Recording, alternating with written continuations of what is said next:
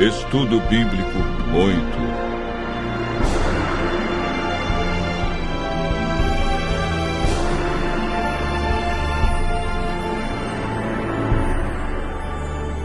O milênio.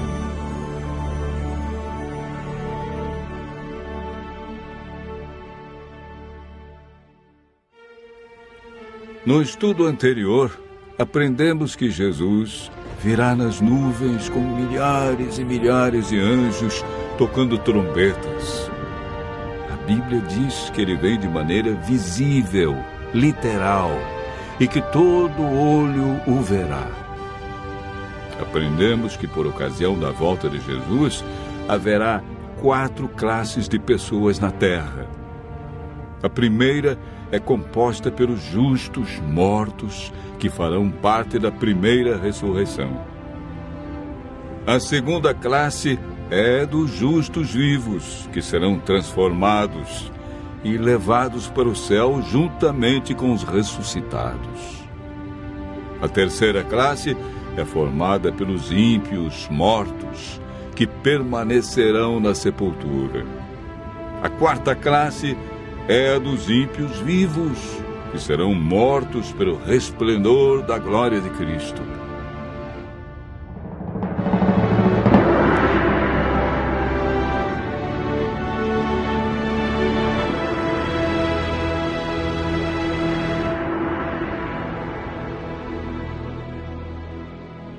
Hoje vamos aprender um pouco mais sobre o milênio.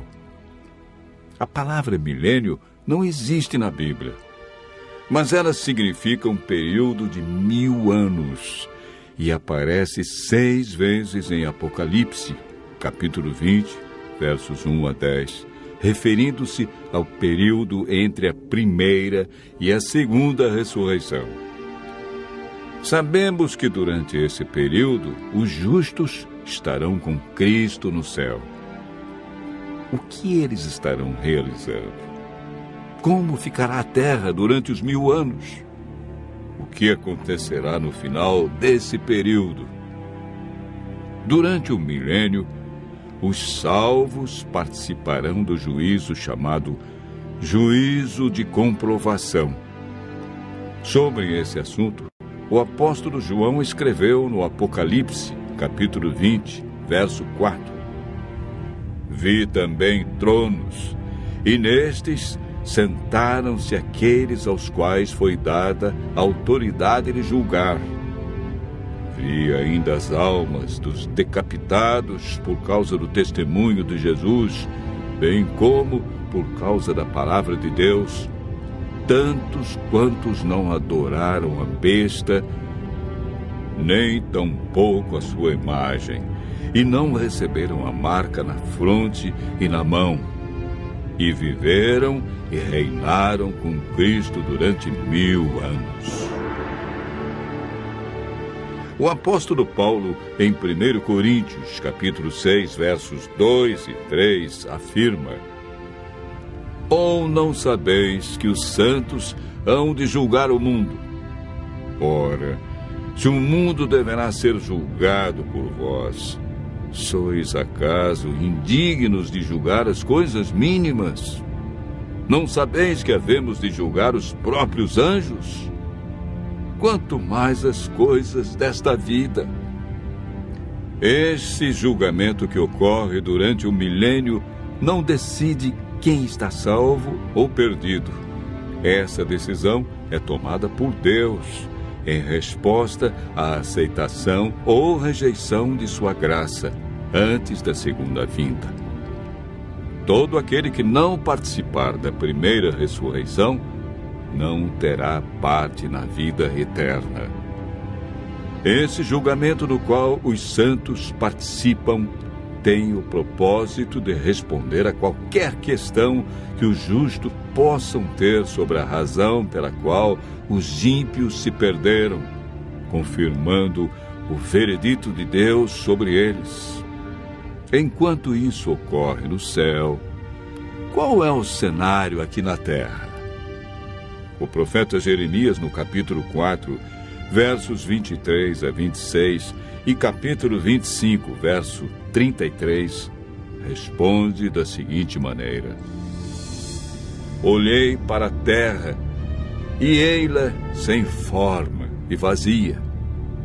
Para os céus, e não tinham luz. Olhei para os montes, e eis que tremiam, e todos os outeiros estremeciam. Olhei, e eis que não havia homem nenhum, e todas as aves dos céus haviam fugido. Olhei ainda, e eis que a terra fértil era um deserto, e todas as suas cidades estavam derribadas diante do Senhor, diante do furor da sua ira. Os que o Senhor entregar à morte naquele dia se estenderão de uma a outra extremidade da terra. Não serão pranteados, nem recolhidos, nem sepultados. Serão como esterco sobre a face da terra. O milênio é o período em que se cumpre esta profecia, quando a terra ficará sem forma e vazia como um deserto, como um abismo. Não haverá pessoa viva e as cidades estarão todas destruídas diante da vinda de Cristo. A terra ficará cheia de mortos, sem haver quem os sepulte. Estas circunstâncias são as cadeias que prendem Satanás a esta terra, contemplando o resultado da sua obra de morte e destruição, conforme descrito por João em Apocalipse 20, versos 1 a 3. Então vi descer do céu um anjo. Tinha na mão a chave do abismo e uma grande corrente. Ele segurou o dragão, a antiga serpente, que é o diabo, Satanás, e o prendeu por 1000 anos. Fechou e pôs selo sobre ele, para que não mais enganasse as nações, até se completarem os 1000 anos. Depois disto, é necessário que ele seja solto pouco tempo. Após os 1000 anos, ocorre a segunda ressurreição. Farão parte desta ressurreição todos que rejeitaram a Cristo, sua lei e seu plano de salvação. Apocalipse capítulo 20, verso 5, afirma: os restantes dos mortos não reviveram até que se completassem os 1000 anos. Esta é a primeira ressurreição. Eis agora o grande drama do Apocalipse. Acabaram-se os 1000 anos. Deus ressuscita todos que o rejeitaram e, consequentemente, Satanás é solto de sua prisão. Apocalipse capítulo 20, verso 3, diz que, depois disto, ou seja, depois do milênio, é necessário que ele seja solto pouco tempo. Por que pouco tempo? Porque Satanás realizará a sua última obra de engano na terra, preparando um grande exército, tão numeroso que a Bíblia diz que será como a areia do mar, para atacar a cidade santa, a nova Jerusalém, que João viu descer do céu. Esse maravilhoso acontecimento é descrito por João em Apocalipse, capítulo 21, verso 2. Vi também a cidade santa, a nova Jerusalém, que descia do céu, da parte de Deus, ataviada como noiva adornada para o seu esposo.